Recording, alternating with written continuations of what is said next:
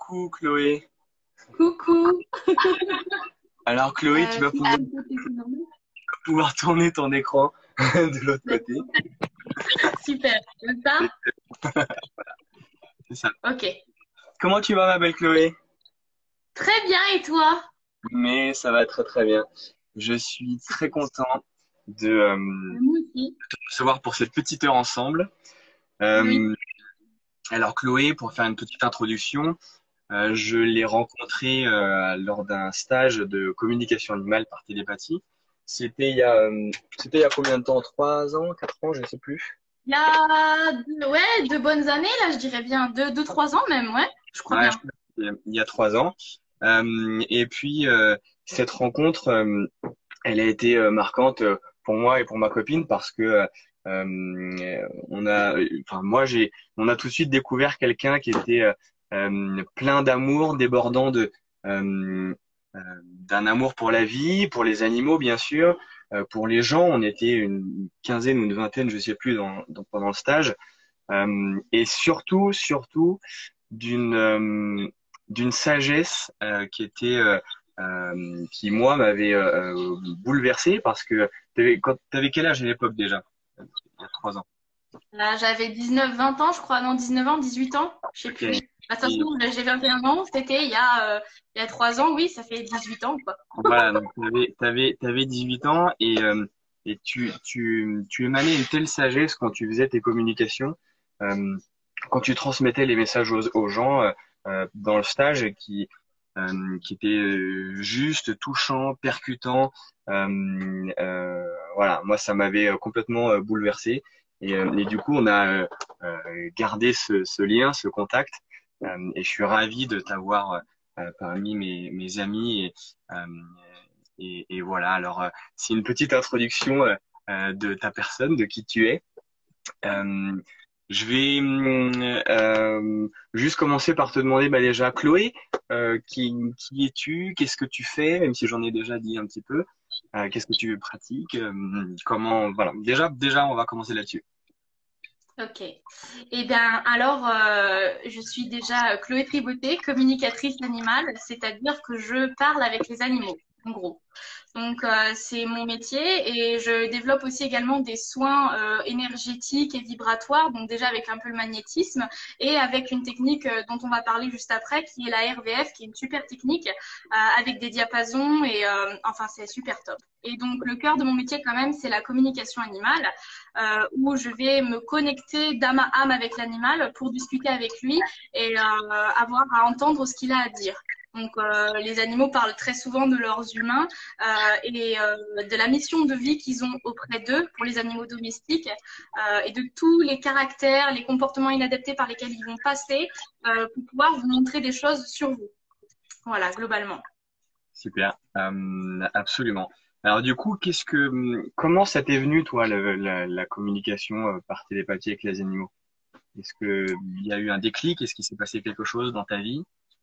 Comment ça? Alors, j'ai depuis toute petite une grande passion pour les animaux. Ça a été toujours une sorte peut-être d'exutoire pour moi d'être proche des animaux. Je me sentais bien auprès d'eux et je répétais depuis toute petite que je voulais travailler avec les animaux. Mais alors bon, dans la société dans laquelle on vit, la communication animale, j'en avais jamais entendu parler. Donc, j'ai suivi des études, on va dire, assez classiques dans une filière canine et féline pour travailler sur l'élevage d'un félin, des choses qui m'ont intéressée au niveau des connaissances techniques que j'ai apprises, mais qui vraiment étaient complètement incomplètes pour moi. Il y avait vraiment comme un vide à l'intérieur de moi et je savais toujours pas quel métier je voulais faire. Et du coup, en fait, la communication animale est tombée vraiment par hasard plus tard dans ma vie, un an après la fin de mes études, où j'avais toujours pas de métier ni rien, je pleurais toute seule dans mon lit sans savoir ce que je voulais faire. Et j'ai rencontré du coup par un ami à moi, une communicatrice animale, et j'ai dit mais c'est quoi ce truc-là quoi. Et en fait, à partir de ce moment-là, je l'ai appelée, on a énormément discuté. Et j'ai dit, mais c'est ça que je veux faire absolument. Et ça y est, j'ai enfin trouvé ma voie. Et directement après, ni une ni deux, j'ai embrayé la formation professionnelle et ça a été un véritable déclic, une véritable révélation où je me suis enfin sentie moi, quoi. C'est ça. Et t'avais déjà tu dis que tu avais cette connexion avec les animaux quand tu étais plus jeune. Est-ce que tu mettais un nom dessus en te disant est-ce que je communique vraiment avec eux ou est-ce que c'est juste dans ma tête ou est-ce que c'est par le cœur ou est-ce que déjà tu avais cette compréhension de te dire il y a un truc entre moi et les animaux ou pas? J'étais convaincue que de toute manière, c'était tout à fait naturel, que c'était, je ressentais, j'arrivais pas à poser des mots dessus, en fait. Je ressentais des émotions, mais alors de là à dire pourquoi, comment, dans quel but, et surtout à milieu d'imaginer tout le rôle que l'animal a auprès de l'humain et tout ce par quoi il passe pour nous faire comprendre des choses. Pour moi, c'était juste l'animal et moi, on échange des émotions et j'arrivais à comprendre, à me dire à un moment donné, bah, par exemple, cet animal-là, je sais pas, je sens qu'il a besoin d'un câlin, je vais lui faire un câlin. Pourquoi Et pour moi, j'étais vraiment persuadée qu'il y avait cette conscience, ces émotions, cette pensée animale pour laquelle rien n'était exploité là-dessus. Et c'est pour ça que vraiment, quand j'ai découvert la com animale, ça a été, c'est comme si on avait enfin posé le mot sur ce que je vivais depuis toujours, sans comprendre pourquoi. Et pour autant, j'avais pas encore toute cette compréhension de la pensée et de ce que l'animal pense en fait. J'avais pas encore, j'entendais pas des choses dans ma tête, des phrases, etc. Mais j'avais de très forts ressentis. Et il faut savoir aussi que j'ai grandi dans une famille, j'ai évolué auprès de ma mère qui est magnétiseuse, naturopathe, médium entre autres. Je veux dire, elle a énormément de capacités sur ce plan-là. Et donc, depuis l'âge de mes 7 ans, c'est tous des métiers sur lesquels j'ai été euh, un milieu dans lequel j'ai grandi, où on m'a appris à mettre de la conscience sur ce qu'on vit, à mettre des mots sur les émotions qu'on vit, comprendre d'où elles viennent. Donc déjà, j'avais, je veux dire, grâce à cette éducation, déjà une ouverture en fait sur ressentir un petit peu l'émotionnel plutôt que de vivre sa vie sans se poser aucune question en fait. Et du coup, je savais que j'avais cette facilité de communiquer sur les plans subtils, mais je pensais à l'époque que c'était parce que j'avais une facilité. Et après, j'ai compris qu'on pouvait tous le faire. C'est ça, génial. Et c'est très intéressant ce que tu dis parce que, en fait, tu mets en lumière le fait que une éducation ou une façon d'amener les choses par les parents ou par ceux qui vont t'apporter un enseignement, euh, eh bien, va complètement conditionner l'être humain que l'on est, quoi. Alors, toi, tu avais déjà euh, peut-être des prédispositions, mais en tout cas, tes parents, ta maman, t'as quand même guidé là-dedans, pas en te mettant des couvercles sur la tête en disant, oh, bah, c'est bien, t'as de l'imagination, ou vraiment, elle t'a poussé là-dedans, et c'est ça qui t'a aussi permis de développer ces capacités, on va dire comme tu dis, qu'on a tout. Parce que pour toi, est-ce que la communication animale et la médiumnité, est-ce que c'est la même chose ou comment est-ce que tu vois le truc un peu? On me pose souvent la question et je dis oui complètement. Pour moi, on fait tous partie d'un grand tout. Tout est relié et ce qu'on va appeler de la télépathie, de la communication animale, c'est rien de plus qu'une connexion qu'on a sur le plan subtil. Et sur le Ouais. plan subtil, il y a tellement de choses que même nous, on connaît pas encore.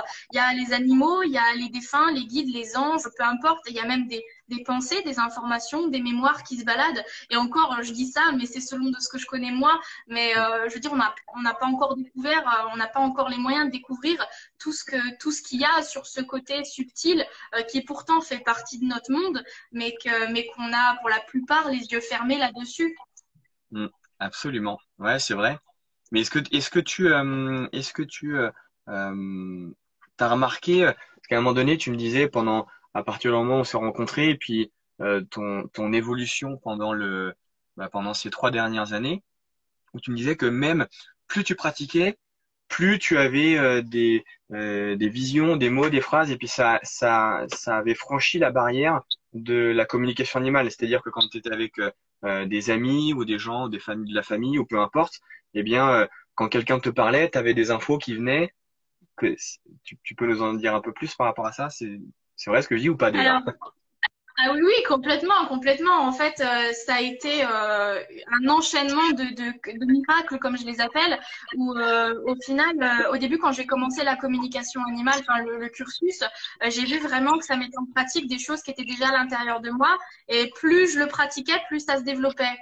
j'ai commencé effectivement à avoir des conversations avec des amis, mais des gens que je ne connaissais ni d'Ève ni d'Adam. Quand je les rencontrais, j'arrivais en les regardant, en les entendant parler, à dire telle personne, elle a vécu ça, ça, ça dans sa vie. Je ne sais pas pourquoi je le sais, mais je le sais. Et on avait même avec une amie à moi qui était assez très connectée aussi sur les plans subtils, on s'organisait des petites soirées entre filles où on se montrait des connaissances à l'une que l'autre ne connaissait pas et l'autre essayait de deviner un peu la personnalité, les traumas qu'il avait pu vivre, etc. Sur photo comme ça, et il y avait vraiment des choses impressionnantes qui sortaient. Donc déjà, il y a eu ça. Et puis, sur un autre plan aussi, j'ai eu pas mal aussi de signes de mes guides, de mes anges, de l'univers, où j'ai eu des fois, quand je raconte ça, on me prend pour une folle, quand je dis que dans une seule journée, condensée 24 heures, sur les 24 heures, bien évidemment, il y en a sur lesquelles je dors aussi, sur ces moins de 24 heures, tu te rends compte que dans ces moins de 24 heures, je croise dans la même journée 76 fois le chiffre 44. Et on arrive à un stade où on me dit mais tu le cherches en même temps, je veux dire, mais même si je le cherche, même si je le cherchais, comment tu peux le croiser autant de fois dans une même journée? Et alors moi, le chiffre 44 avait une symbolique, etc., que j'avais à comprendre, mais c'était impressionnant. Et en fait, je me suis vraiment rendu compte de l'ampleur de la chose le jour où j'ai fait, c'était encore dans mes débuts de professionnel, où j'ai fait une séance pour un couple qui avait donc un petit garçon. Et lors de la séance, j'ai l'âme d'une petite fille qui vient me voir et je comprenais pas du tout. Je croyais que c'était le petit garçon, mais qui était représenté de manière féminine. Et j'ai entendu des éléments comme une chanson qui passait et j'en ai parlé à la famille sans comprendre de quoi il s'agissait. Et la famille m'a dit oui, on a eu une petite fille qui est morte à la naissance et on lui a dédié une chanson. Et c'était ce que j'entendais dans ma tête.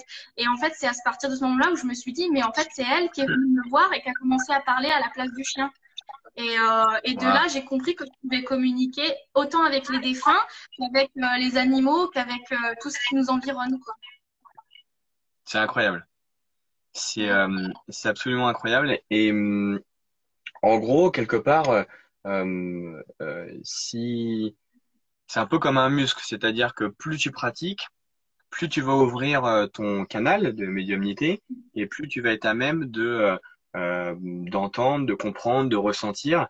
Euh, mais c'est ce que tu dis dans tes stages, c'est que il y a en fonction chaque personne va être différente en fonction de ses ressentis. Il y en a qui vont peut-être au début avoir voir des couleurs, avoir des sensations physiques, voir des.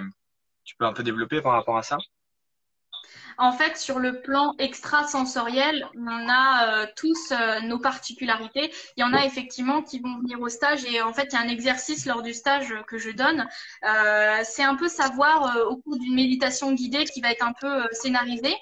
Va y avoir un récit avec une histoire qu'on devra essayer de visualiser et il y aura plusieurs manifestations pour réveiller nos sens extrasensoriels. Donc il y a des choses qui vont être à voir, d'autres à entendre et c'est là que la personne va pouvoir déjà identifier ok, bah moi j'ai pu savoir les choses mais les entendre pas du tout ou j'ai pas le goût, j'ai pas l'odorat, j'ai pas le kinesthésique et ce qui fait que des gens qui pensent en fait en réalité ne pas du tout être intuitifs, ne capter rien du tout et qu'ils disent ouais c'est génial mais moi j'y arriverai jamais, en fait ils se rendent compte simplement que c'est juste parce que sur les 5, enfin avec le 6e de kinesthésique, sur les 6 sens en tout, donc ça se trouve il y en a peut-être que d'un seul qui est débloqué pour le moment. Et comme c'est propre à chacun, et comme aussi dans la vie tout évolue, les sens peuvent aussi bien se développer qu'à un moment donné notre vie se refermer parce on est bloqué sur une problématique. Moi, je sais qu'au début, quand j'ai commencé, j'avais la vue qui était très très très ouverte et j'étais frustrée parce que je n'entendais rien. Tout le monde entendait des phrases et un jour passé comme un autre, comme ça, je me suis mis à entendre une phrase et derrière ça a été pareil la flopée. J'ai entendu phrase sur phrase et là il y a quelques temps en début d'année, j'ai vécu une période qui était dure émotionnellement pour moi et je pense que mon corps l'a ressenti et il y a eu la vue qui a été coupée à un moment donné. Donc j'entendais, mais je voyais même pas ce qui se passait et ça me frustrait. Mais en fait, c'est un truc à travailler comme un muscle, tu le disais, c'est exactement ça. Et comprendre aussi que bah il y a tout un travail sur soi à intégrer pour pouvoir essayer de se développer sur les plans subtils. Ouais, exactement. Et c'est ça qui peut être un petit peu frustrant et ça a été mon cas au début, ça a été le cas de beaucoup d'autres. Euh, et que moi, quand je t'entendais parler en stage ou quand j'en entendais d'autres qui entendaient vraiment des phrases, moi j'étais hyper frustré parce que je me disais, moi j'entends rien, j'ai quelques visions, mais on se demande toujours, on se dit, mais attends, c'est mon mental, j'ai pas d'informations, c'est juste mon mental. Et en fait, bah, on se rend compte que quand on donne cette image-là, eh bien, ça fait énormément de sens pour la personne qui est en face, et puis ça vient corroborer plein de choses qui ont été dites. Mais c'est vrai qu'on peut très vite être frustré, un peu, et puis perdre ses moyens en se disant, de toute façon, ouais, je peux y croire, c'est très bien, c'est beau, mais moi, je ressens rien, je vois rien, parce que mon voisin ou ma voisine d'à côté, elle voit et on l'entend, et moi, il se passe rien. Donc, c'est pour ça que je pense que, bah, tu me diras si je me trompe ou pas, mais la communication animale, parce que ça, c'est le sujet, pour l'instant, euh, ça commence déjà par se dire que c'est possible. Parce que si tu as un état d'esprit où tu te dis bon bah moi j'y crois pas du tout donc je veux bien essayer mais j'y crois pas, bah déjà on se ferme pas mal de portes et finalement bien on ferme la porte à un monde qui est absolument dingue et qui pourra avoir un impact sur beaucoup de choses. C'est clair. Euh, Après, est-ce que toi, t'as des exemples je sais plus si c'est toi qui m'avais dit ça, mais tu sais, de personnes qui étaient très réfractaires ou qui disaient j'y crois pas du tout, et puis finalement qui se sont dit bah non, ah ouais, en fait si, ça marche, en fait si, ça fonctionne pour telle et telle raison ou pas. Bah oui, complètement. Bah déjà, il y a le meilleur exemple que je donne souvent, c'est celui de mon conjoint. Quand on s'est Ah, rencontrés, donc j'étais déjà communicatrice animale, et déjà, il m'a regardé avec des gros yeux d'un air de dire, mais c'est quoi ce truc-là? Et il m'a jamais posé des questions pendant les premières semaines où on était ensemble. Et un jour, il m'a dit, mais il faudrait quand même que je te demande comment tu fais. Et j'ai senti qu'il était très terre à terre et très réfractaire. Et en me voyant travailler, il a fini par prendre conscience qu'effectivement, ça existait et que c'était possible. Mais il m'a dit, mais moi, je suis convaincue que de toute façon, c'est pas une faculté qu'on a naturellement ou quoi. C'est un don et toi, tu peux le faire. Et il me dit, moi, par exemple, je pourrais pas le faire. Et donc, le premier stage que j'ai donné, il y était justement.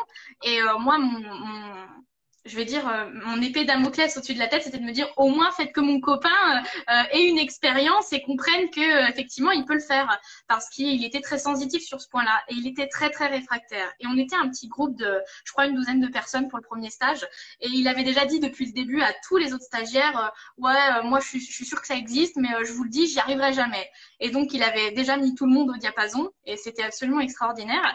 Et donc la première com vient et il communiquait sur le chien d'un couple en fait qui était là au stage et donc pas mal de personnes donc, qui ont communiqué avec lui sur le même chien avaient des infos qui se rejoignaient etc.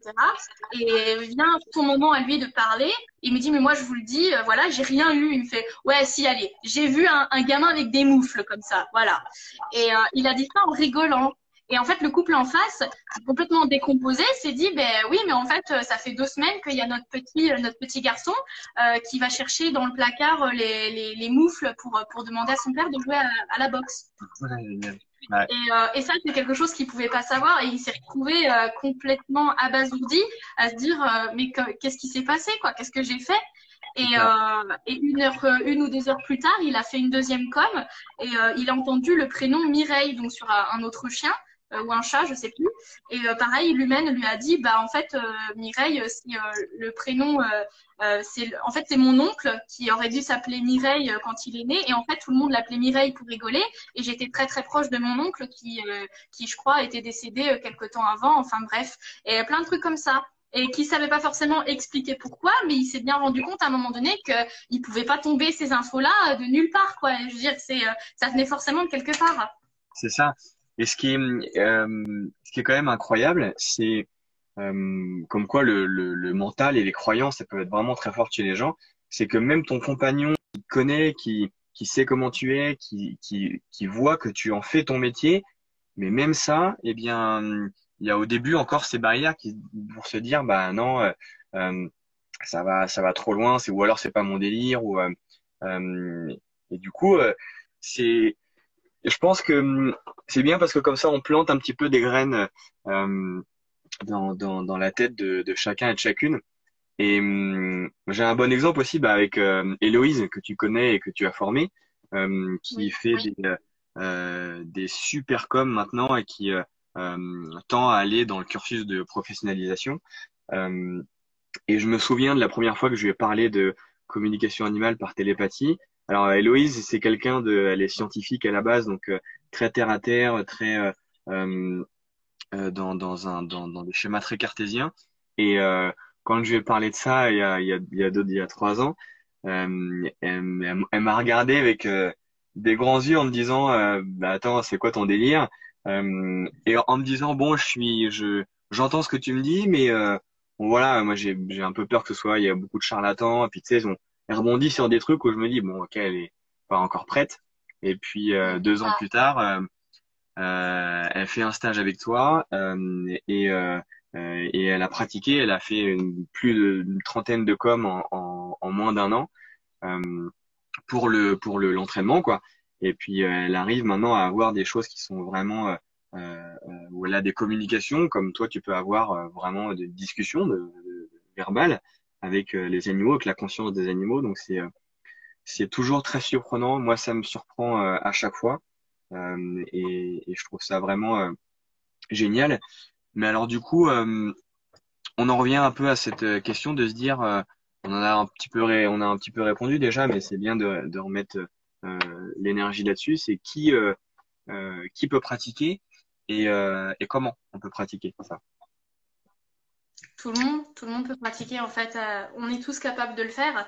Alors l'idéal effectivement c'est d'avoir une base dans un stage d'initiation à la communication animale ou de si c'est avec les animaux ou sur le plan subtil d'avoir une base, d'avoir réussi à comprendre comment chacun de nous fonctionne. Je pense que c'est vraiment essentiel de pouvoir identifier les sens qui sont actifs parce que c'est ce qui va aider à prendre confiance en soi et à comprendre que certains ont des infos que nous on n'a pas et vice versa.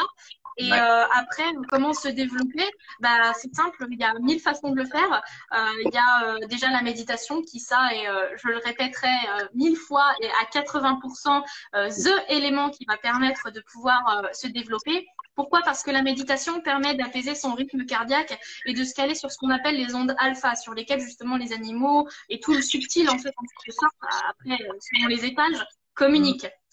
Et donc, c'est en se calant sur cette onde et cette fréquence-là on va pouvoir capter des choses.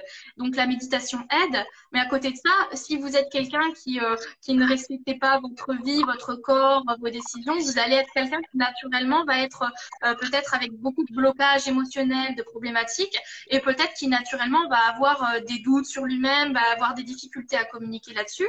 Donc, moi, ce que je dis, c'est qu'à part la méditation, il y a aller dans la nature aussi, s'ancrer, se connecter, être quelqu'un qui met de la conscience sur ce qu'il fait au quotidien, réaliser ses rêves, ses projets, le sommeil est quelque chose d'important aussi pour reposer son corps et pouvoir être plus aligné et connecté. En fait, ce qu'il faut savoir, c'est qu'on peut tous le faire, mais qu'il faut être aligné, tout simplement. Le plus important, c'est l'alignement. Et ça, moi, je le répéterai toujours, c'est la méditation qui est la plus efficace là-dessus. Et la cohérence cardiaque aussi, si vous connaissez pas la cohérence cardiaque, c'est une forme de méditation, mais où là, ce ne sera pas forcément en méditation guidée où il y aura un scénario, etc. Ça pourrait être juste un rythme où on va vous demander d'inspirer et d'expirer sur un rythme qui va permettre de remettre votre rythme cardiaque en cohérence et de pouvoir s'apaiser et de pouvoir, moi je sais que dès que j'ai un moment de stress, dès que je vis quelque chose de fort, pouf, je fais une cohérence cardiaque, 5 minutes ça suffit, derrière je suis toute zen. Ouais, absolument. Il y a un téléphone vivant derrière toi. Ouais, ça bouge tout seul. Et il y a beaucoup d'infos dans ce que tu dis qui sont très intéressantes et très importantes. Et c'est génial que tu aies pu dire tout ça. Et comme tu dis, la cohérence cardiaque, l'avantage, c'est que on va pouvoir influer sur son physique et son psychique sans même y mettre une intention. C'est-à-dire qu'à partir du moment où on fait de la cohérence cardiaque, on met tout de suite le corps dans un état de relaxation et de détente et on se reconnecter un peu avec notre monde intérieur parce que c'est avec le monde intérieur qu'on arrive à communiquer avec les animaux, avec plein d'autres choses évidemment, mais là c'est le sujet des animaux. Mais la connexion, elle se fait aussi, surtout, tu le répètes souvent, par le cœur. C'est-à-dire que Oui. quand tu fais une communication avec des animaux, c'est de cœur à cœur. ça? C'est de cœur à cœur, effectivement. En fait, le meilleur moyen de communiquer correctement, enfin, le plus facilement possible avec un animal et sans être frustré derrière, c'est en ouvrant son cœur simplement, en essayant d'avoir le moins d'attentes possible. Et ce qui, pour un humain, en général, est assez compliqué de ne pas avoir des attentes, mais si on Ouais. travaille là-dessus, effectivement, on y arrivera beaucoup plus. Et une chose aussi que j'ai oublié de préciser et qui me paraît super importante, souvent, il y a beaucoup de personnes qui me contactent en me disant moi, je fais plein de méditation chez moi, je suis assez respectueuse de mon corps, de mon environnement de vie, mais j'arrive pas à me développer.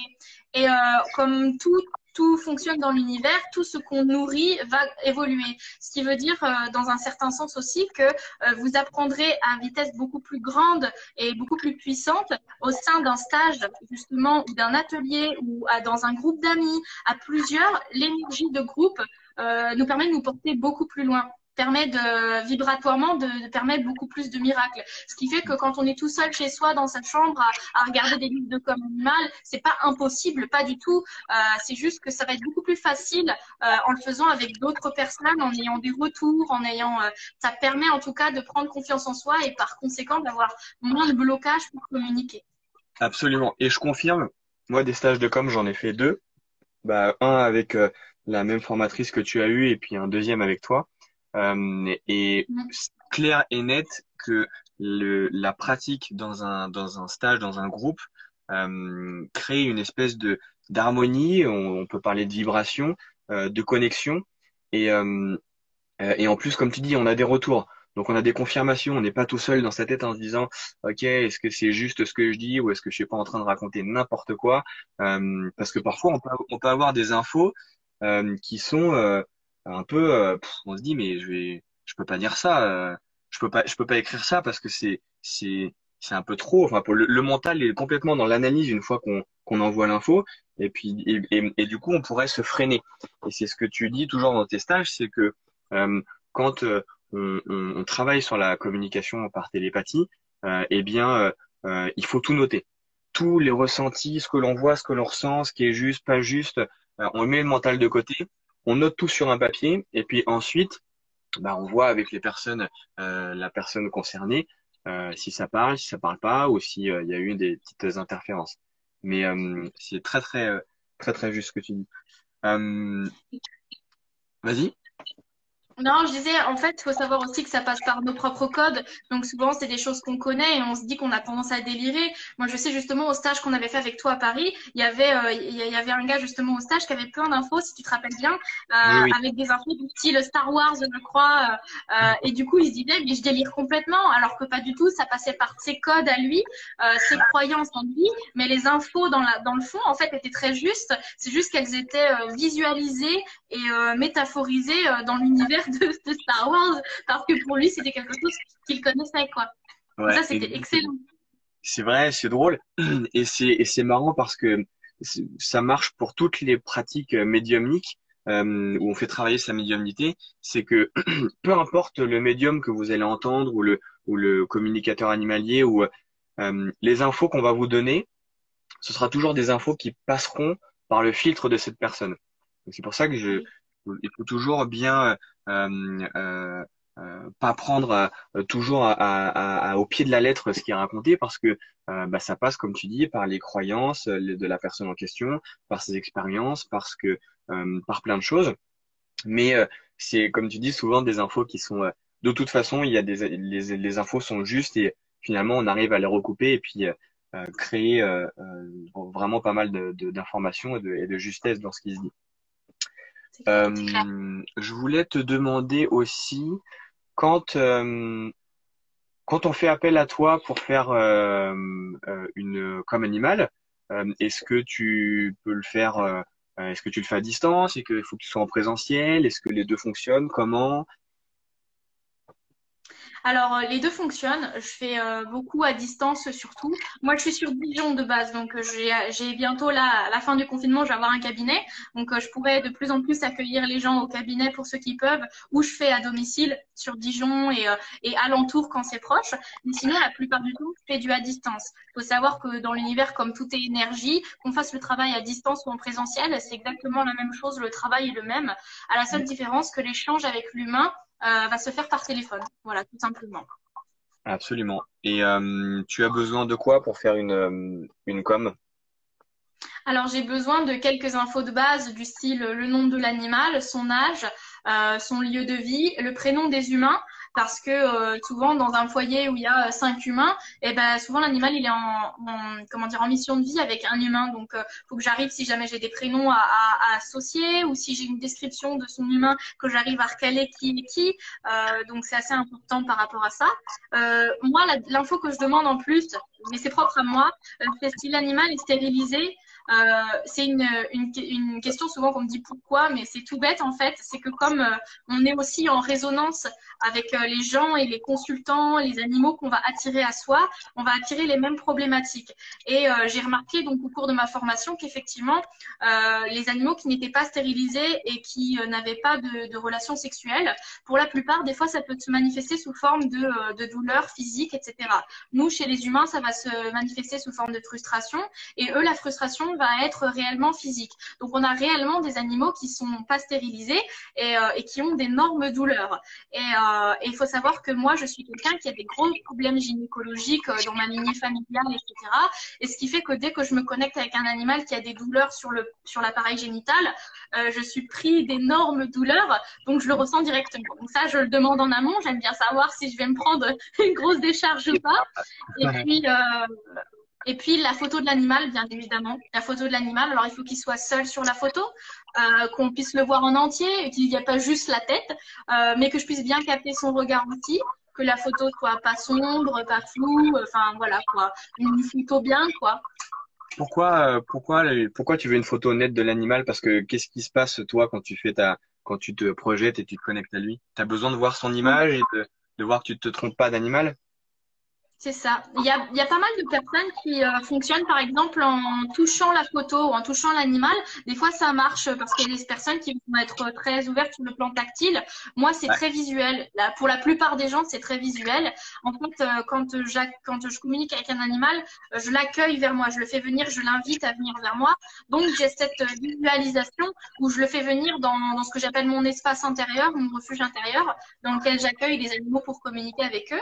Et donc, j'ai besoin de cette photo, qu'elle soit la plus représentative de la réalité possible, que ce soit pas trop flou, de manière à ce que le travail soit exactement le même que si j'avais l'animal en face de moi et qu'au final, bah, je lis en vue en face de moi. D'accord. Ok, génial. Et je voulais savoir aussi, est-ce que l'on peut communiquer, c'est une question qui revient souvent, avec les animaux défunts? Oui, tout à fait. Oui, oui, on peut communiquer avec les animaux défunts, de même qu'avec les défunts humains, peu importe sous quelle Ouais. forme ils étaient en fait quand ils étaient incarnés. À savoir que les animaux défunts, c'est une connexion peut-être un chouïa plus lointaine en fait, mais c'est le même protocole, c'est la même chose et c'est super intéressant. Alors, ils ont souvent des messages un peu pas différents, mais comme les animaux qui sont encore vivants sont encore en mission de vie avec leurs humains, ils vont parler de leur comportement inadapté et de conseils à leurs humains, comment évoluer. Alors que les animaux décédés peuvent en avoir aussi, mais comme ils sont plus incarnés en fait auprès de leurs humains, ils vont parler peut-être des circonstances de leur décès parfois, des éléments qui leur paraissaient importants au long de leur vie et des messages qu'ils avaient envie de faire passer à leurs humains avant de partir et qu'ils n'ont pas eu l'occasion de faire. Génial. Et disparu? Oui. Alors, disparu, c'est un cas très, très, très particulier. Ouais. Je le répète, on n'est pas tout communicateur à communiquer avec les animaux disparus et pendant une bonne période, je ne l'ai pas fait parce que j'avais très, très peur. Et en fait, il faut savoir que l'animal qui disparaît à 70% du temps pour une raison de sa propre volonté. Ouais. Même quand on a l'impression que l'animal, ah bah non, je pense que c'est mon voisin qui me l'a volé ou je pense qu'il a eu un accident. De toute manière, des fois, la plupart du temps, il part de sa propre volonté. Et il faut savoir que c'est pas parce qu'il serait malheureux ou quoi que ce soit, c'est parce qu'il a quelque chose de très important à faire comprendre à son humain et que bah, ses comportements au quotidien n'ont pas suffi. Donc, il va en quelque sorte passer à la vitesse supérieure pour faire une sorte d'électrochoc à son humain. Donc souvent, les messages qui sont délivrés lors d'une communication avec l'animal disparu sont très délicats D'autant plus que si je communique avec un animal disparu, je peux pas savoir s'il est décédé, s'il est affaibli ou s'il est en très bonne santé, s'il a envie de rentrer ou pas pour l'instant. Et si tout simplement, dans certains cas, l'animal est donc parti soit décédé tranquillement dans la nature pour pas faire ça devant son humain, ou des fois, il y a des animaux qui terminent leur mission de vie et qui partent chercher un nouvel humain avec une nouvelle mission. Et comme forcément l'animal va me parler de mission de vie, si je me connecte à un animal et qu'il me parle de sa nouvelle mission de vie avec ses nouveaux humains, et je pourrais pas transmettre les messages aux humains, donc c'est très délicat. Il y a vraiment un protocole très particulier. Les animaux disparus, tout le monde peut pas. Il faut pas faire de bêtises, quoi. C'est vraiment, c'est très délicat et c'est très minutieux. Et c'est pour ça que j'en fais très peu. J'en fais quand même, mais j'en fais vraiment très peu et sous certaines conditions. Ouais. Et tu disais un truc très juste que si jamais l'animal disparaît et a fini entre guillemets sa mission avec ses humains et qu'il va en faire une autre avec d'autres, tu peux plus rentrer forcément en communication avec lui parce qu'il a une autre mission en cours. Et du coup, ma question c'est est-ce que l'on peut communiquer avec un animal domestique sans avoir l'autorisation de l'humain ou pas? Non. Et si oui, pourquoi? Non, bien évidemment. Parce que c'est une question déjà de respect. En fait, comme l'animal va parler de tout ce qui peut être intime, de traumatismes qui ont été vécus, d'éléments de la vie privée qui peuvent être tout simplement privés. Et donc, dans ce cas-là, il faut que l'humain derrière, il soit au courant qu'il y a une séance, qu'il donne son accord, qu'il soit d'accord avec ça. Et même souvent, quand, par exemple, je prends l'exemple typique que j'ai régulièrement, la femme qui m'appelle pour une communication avec son chat ou son chien et qui me dit oui mais mon mari il est pas ouvert mais c'est pas grave, il y a pas de souci, moi je le suis donc il y a pas de souci. Sauf que moi en amont avant la séance je sais pas avec lequel des deux il est en mission de vie.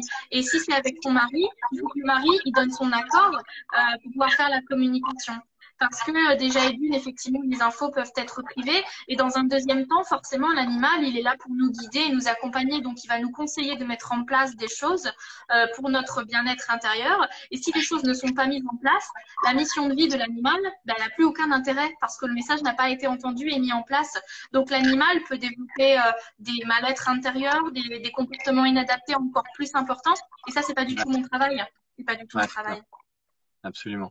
Et si c'est important de rappeler aussi que parce que quand je t'entends parler, je pourrais mettre à la place des personnes qui découvrent un peu tout ça et puis qui se disent mais j'entends l'animal a une mission de vie, mais sa mission de vie c'est qu'avec les humains ou est-ce que lui aussi il a une mission enfin il peut vivre en tant qu'animal et faire ce qu'il a à faire ou il est juste là pour en tout cas l'animal domestique, est-ce qu'il est juste là pour avoir une mission avec son humain?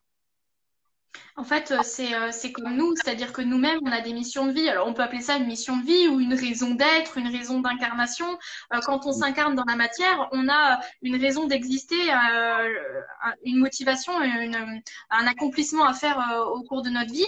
Et les animaux, ça va passer par ça auprès de nous. Alors, bien évidemment, comme nous, ça ne veut pas dire pour autant qu'ils sont pas là pour eux aussi. Bien évidemment, ils sont là aussi pour faire l'expérience de la matière, s'incarner dans le corps d'un chat, d'un chien, d'un cheval, d'un crocodile, je sais pas. Mais ils sont venus aussi pour expérimenter, mais dans le corps d'un animal, tout simplement. Et c'est souvent ce que je décris, c'est que c'est pas l'animal au service de l'humain, ni l'inverse d'ailleurs. Hein. C'est vraiment plutôt un travail d'équipe. Il faut savoir que quelqu'un qui a un animal domestique, il va le loger, le nourrir tous les jours, comme vous avez des enfants chez vous. Vos enfants vous font évoluer, ils vous font prendre conscience de certaines choses, à même titre que les animaux. Alors sur des échelles différentes, parce qu'effectivement les animaux ont des messages parfois plus précis. Ils communiquent derrière le voile en fait de ce que vient se donner l'air et donc c'est une communication plus en profondeur et eux c'est leur but en fait, ils sont là pour ça, ils sont je dirais ils sont ni supérieurs ni inférieurs à nous, ils sont juste sur un stade de conscience qu'on pourra appeler spirituelle, évolutive, sur un stade de conscience où eux ils ont déjà compris si tu veux que leur but c'est d'aller vers cette évolution personnelle, spirituelle, etc. Nous les humains on en est encore des fois à 15 000 lieues, quoi. Et quand on prend conscience qu'on a une mission de vie, qu'on a une vocation, qu'on a des choses à accomplir, il y a certaines personnes qui disent oui, c'est ce qui me plaît, mais sans plus, et d'autres qui vont passer leur vie entière comme je sais très bien que tu le fais si bien, à rechercher qui ils sont et ce qu'ils veulent faire et être passionnés par la vie. Et ils vont être vraiment dans leur chemin, en fait. Et les Ah, animaux, c'est c'est ça. exactement pareil, c'est qu'ils ont déjà cette conscience. Ouais, absolument. Et comme dit Karine, c'est vrai que le respect de la vie privée est extrêmement important, surtout quand on sait que quand on communique avec l'accord de l'humain, avec un animal, on est amené souvent à avoir des infos qui sont très personnelles, parfois qui peuvent être euh, difficiles à entendre parce que c'est des choses qui peuvent remonter de moments de vie difficiles. Euh, donc c'est comme tu dis, c'est important de d'avoir l'accord de l'humain en question. Et il y a Tisha aussi qui demandait, du coup, tu conseilles de venir avec toutes les personnes du foyer, si jamais tu veux faire une communication animale avec un animal. Alors, c'est un peu propre à chacune situation. Disons que dans le cadre, par exemple, de l'exemple du mari avec sa femme, dans le cadre, là, je vais dire, est-ce que vous pouvez être là présents tous les deux? Et au moment de la séance, si je vois que les messages sont que pour la femme ou que pour le mari, bon, bah, je dis dans ces cas-là, éclipsez-vous et voilà, les messages vous sont délivrés. Et si après, s'ils veulent faire un retour au mari ou à la femme, dire, bon, bah voilà, elle a dit ça, il n'y avait rien de personnel, c'est leur droit, ils font ce qu'ils veulent. Et moi, dans le cadre du respect de la vie privée, je vais vraiment prendre la personne avec lequel l'animal est en mission de vie parce que je ne sais pas comment elle réagit, je ne sais pas qui elle est et quelles sont ses sensibilités et elle peut avoir des choses, pas forcément à cacher, mais à vouloir garder pour elle et que moi déjà elle ne me connaît pas, donc je vais avoir accès à une partie d'elle qui va peut-être être pas gênante, mais effectivement intimidante parfois, donc il faut que la personne se sente libre en fait de pouvoir en parler en toute sérénité avec moi et sans que le père, la mère, le conjoint soit à côté et se disent bah non, je vais pas dire ça devant lui. Donc dans ce genre de situation, effectivement, je fais pas venir les deux. Au début, je les fais venir ensemble et puis après, je leur dis voilà. Après, si dans le cadre d'une famille où par exemple on a pareil le papa, la maman et 3 enfants. En général, des enfants de 8, 9 ans avant, je veux dire, ils sont pas en désaccord avec la communication animale. Ils sont pas encore dans ce schéma de pensée où surtout il faut pas dire les choses, etc. Eux, ils sont dans le cœur, donc les jeunes enfants, il n'y a pas de problème. Mais à partir d'un certain âge, effectivement, pour que les enfants, à partir effectivement de, je sais pas, 10, 11 ans, donnent quand même leur accord, parce qu'ils peuvent avoir en tant qu'enfants des événements qu'ils n'ont pas envie de parler avec leurs parents. Ça peut arriver. Et donc, dans le cadre de ce genre de famille-là, si la maman me dit, je sais pas, mon mari peut pas être là, pourra pas être là, j'ai tendance à demander, bon bah, est-ce que vous savez en amont si l'animal va être plus proche de l'un de vous ou va avoir une interaction spécifique avec l'un d'entre vous? Si la nana, elle me dit, bah oui, c'est avec mon mari et que le mari ne pourra pas être là, je lui dis, écoutez, on prévoit un autre créneau où le mari pourra être là. Par contre, si elle me dit, effectivement, le chat est tout le temps que sur moi, etc., bon, bah, je me dis, si le mari n'est pas là, c'est pas si grave que ça. Et qu'au pire des cas, s'il y a un message qui est délivré pour le mari, on peut le rappeler après, elle peut lui délivrer si c'est pas très intime, etc. Voilà. Mais dans la globalité, je prends vraiment qu'une seule personne quand je sais déjà que c'est avec elle que l'animal a une mission de vie. Donc, c'est vraiment en deux temps, souvent, quand il y a plusieurs personnes. Ok, super. Merci pour ces infos en tout cas. Et en plus de la communication animale, tu pratiques également les soins RVF. Tout à fait. Qu'est-ce que c'est? Alors, les soins RVF, donc c'est quelque chose que je ne pratique pas encore en tant que professionnelle, hein, je tiens à le préciser. C'est quelque Ok. chose que je connais depuis toute petite parce que c'est une pratique que ma mère, c'est un soin qu'elle fait avec les humains et donc que j'ai connu depuis toujours parce que c'est donc Franck qui a créé cette technique. Je vous donnerai ses liens si vous voulez, il n'y a aucun souci. Qui est une technique en fait de soins basée sur la fréquence, le tout est vibratoire. Qu'est-ce que ça veut Et dire donc, RVF, juste? pardon? Qu'est-ce que ça veut dire RVF pour ceux qui ne savent pas? RVF, c'est résonance vibratoire fréquentielle. Ok. Euh, c'est en gros basé effectivement sur le fait que tout n'est que ondes et fréquences. Et donc, du coup, à un moment donné, on peut sortir une information qui va parler d'un déséquilibre, d'une émotion à équilibrer, et d'un autre côté, la vibration d'un remède du style fleur de bac, huile essentielle, etc. On va les associer ensemble. On va y ajouter, donc pour le soin, la fréquence, une des 13 fréquences de diapason qu'on connaît. On va la rajouter dedans pour informer le soin Et donc après, on va pouvoir en ressortir des problématiques souvent que la personne vit émotionnellement, ou même des fois des problématiques qui datent d'avant, de l'enfance, même des fois des problématiques transgénérationnelles ou de vie antérieure. C'est des sortes de schémas qui sont inscrits à l'intérieur de nous. Et donc moi, je pratique ce soin à la base pour les animaux.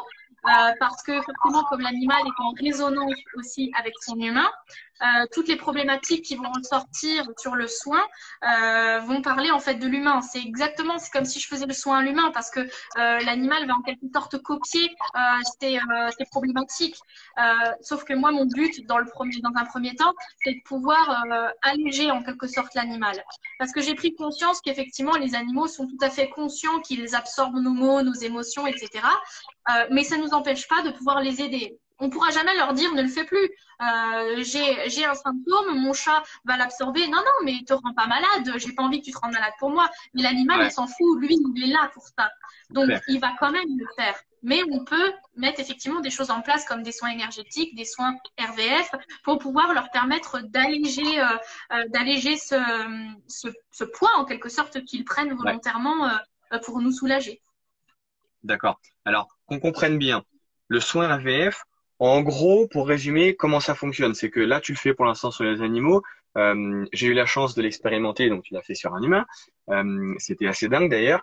Et comment ça se passe exactement? C'est-à-dire que là, on va le faire par rapport à un animal. C'est que tu peux le faire à distance également. Et qu'est-ce que tu fais en fait? Qu'est-ce que tu as à disposition? Tu as une mallette, tu as du diapason. Tu peux nous montrer et voir un peu. Je vais vous montrer. J'ai ici là une mallette, donc dans laquelle il y a 300 supports en PVC sur lesquels il y a des informations. Donc là, on a des trucs du style les chakras, etc.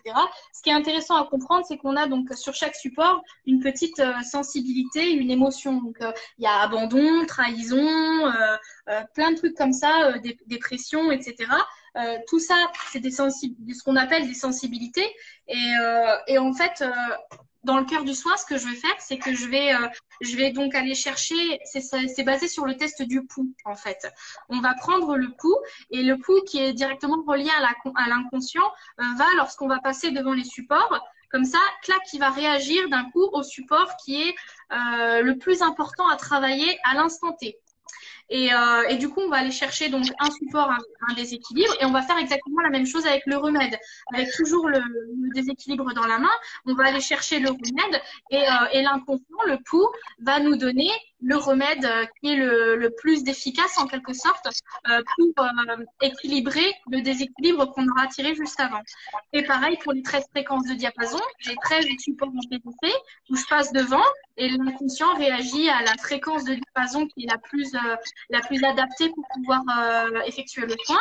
Et donc après, une fois que j'ai mis 3 supports, j'ai une planche, une feuille qui va représenter le corps. Donc j'ai le cheval, le chien, le chat, le lapin. J'en ai une aussi pour l'humain, effectivement, où je vais, en fonction des chakras, passer devant, toujours avec le pouls. Et selon les chakras, ça va réagir à un endroit et je vais poser les plaquettes dessus.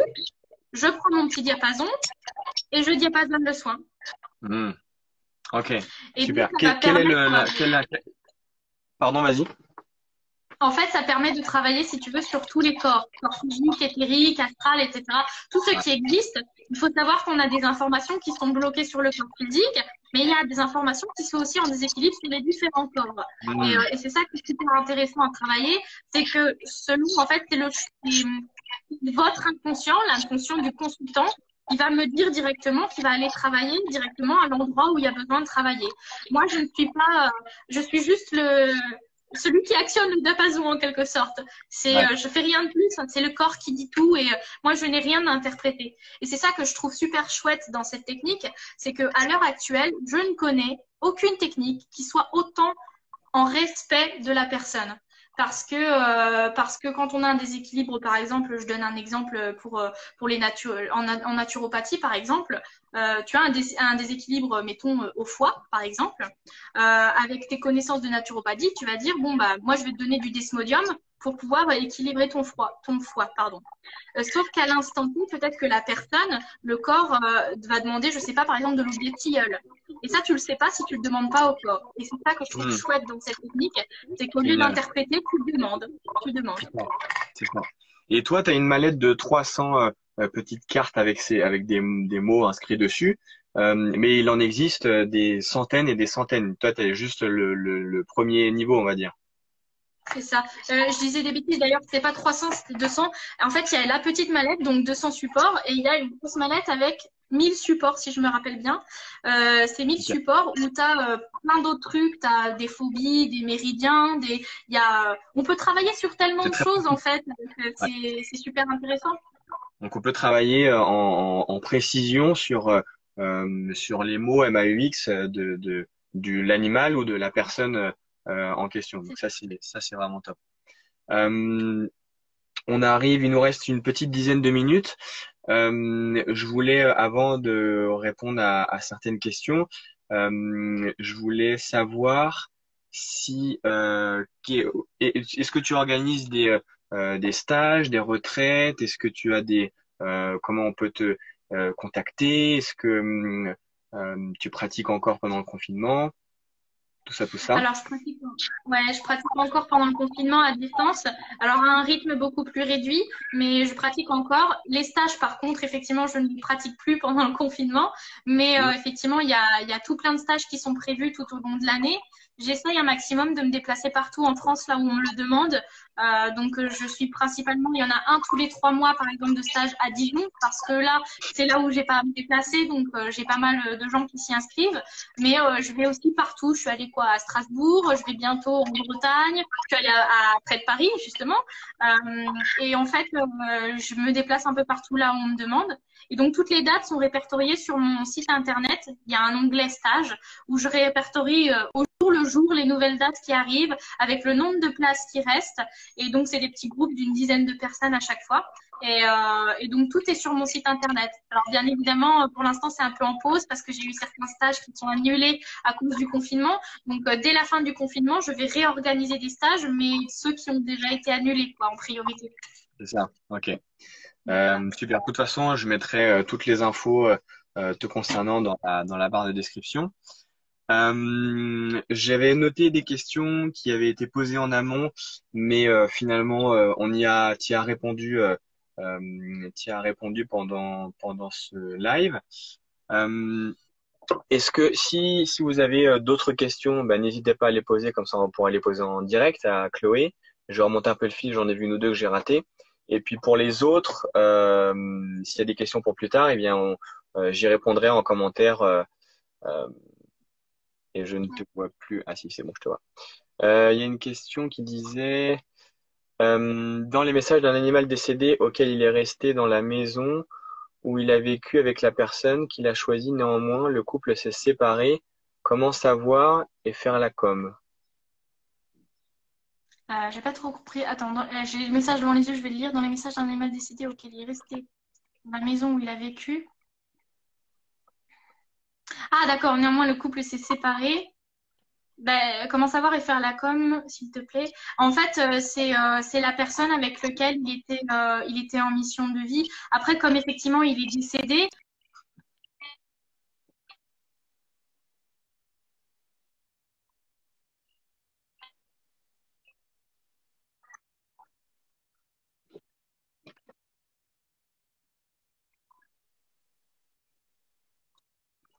dans l'idéal, c'est déjà d'identifier si le chat était proche du mari ou de la femme, et que si c'est la femme qui demande et que le mari est parti, et que le chat est en mission de vie avec le mari, les messages, s'ils sont portés sur le mari, bah, du coup, ils ne pourront pas forcément être délivrés. Donc, c'est un peu délicat, mais si c'est ton animal à toi et pas celui de ton conjoint qui est parti, oui, tu peux demander la communication. Peu importe où l'animal est, en fait, peu importe le lieu où il est décédé. C'est ça. Euh, Merci pour ta réponse.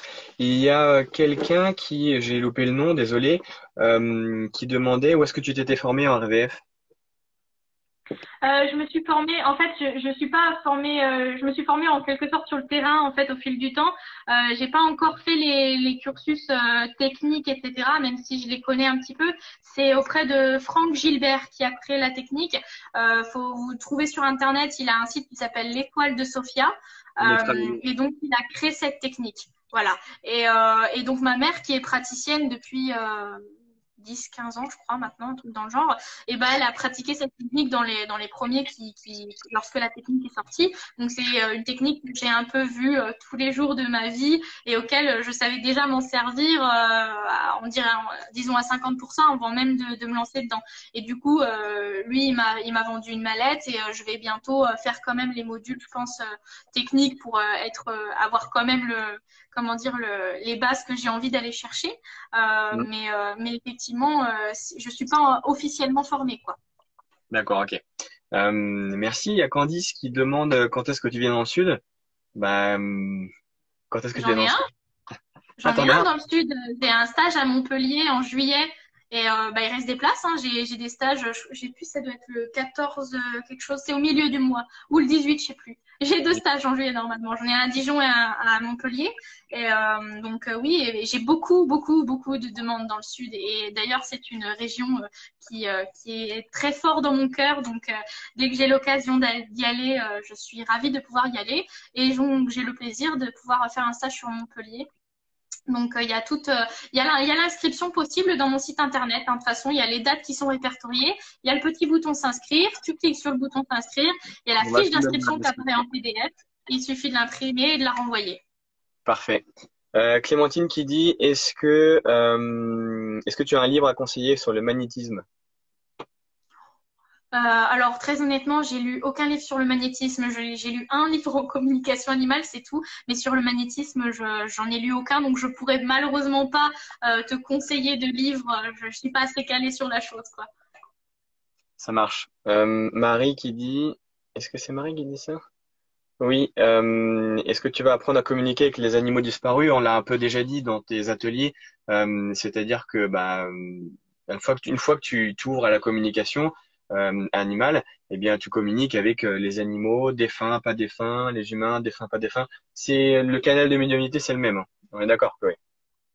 Je pratique la communication avec animal disparu, mais je ne formerai pas de gens pour les animaux disparus. C'est trop compliqué. Ok, super. J'avais une question sur la glande pinéale. Est-ce que c'est très important pour se connecter au monde subtil? Alors, j'y connais rien du tout avec la glande pinéale. Moi, je suis très honnête là-dessus. J'y connais pas grand-chose. Par contre, effectivement, j'ai entendu dire qu'il était super important de s'occuper de sa glande pinéale pour pouvoir développer. Mais je peux pas lire plus là-dessus, pareil, parce que je connais pas, je connais pas. Donc, Hmm. c'est un sujet Moi, que je ne maîtrise pas. moi, je connais un peu, alors je vais pouvoir donner mon avis là-dessus, qui n'est que mon avis. La glande pinéale, elle a en fonction de ce que l'on consomme, se calcifie. Donc, quand elle se calcifie, c'est qu'elle se durcit. Il y a une espèce de dépôt de calcaire qui se forme à l'intérieur et autour de cette glande. Il y a plein d'articles qui montrent comment décalcifier la glande pinéale, parce qu'une glande décalcifiée, c'est une glande où les cristaux qui sont à l'intérieur sont complètement endurcis en fait, donc ils ne fonctionnent plus ou moins bien. Et pour ça, bah, il y a des petites choses à savoir comme ne pas consommer de fluor, donc acheter des dentifrices qui sont sans fluor, ne pas boire l'eau du robinet. Voilà, donc il y a plein de petites astuces. Et ça, je pourrais mettre quelques liens là-dessus. Mais même la méditation permet de décalcifier la glande pinéale. Donc, avec de l'intention, on peut faire beaucoup de choses. J'espère que on a touché à la fin, que j'ai rien loupé. Je regarde un peu les dernières. Je crois avoir tout lu. Eh ben, écoute, on arrive à peu près 50 minutes de live. On est presque parfait. Chloé, je te remercie beaucoup de ta participation, de toutes ces merveilleuses informations. Il reste 27 secondes, me dit Instagram, donc on est sur la fin. Merci infiniment, Chloé. Je te fais de gros bisous et, Il n'y a pas de on va mettre ce live en replay sur YouTube bientôt avec tous les liens dans la description. Et puis, si vous avez des questions, eh bien, on y répondra en commentaire. Gros bisous, Chloé. Je t'embrasse. Bisous à tout le monde. Merci beaucoup. Bisous. Bye bye. Bye bye.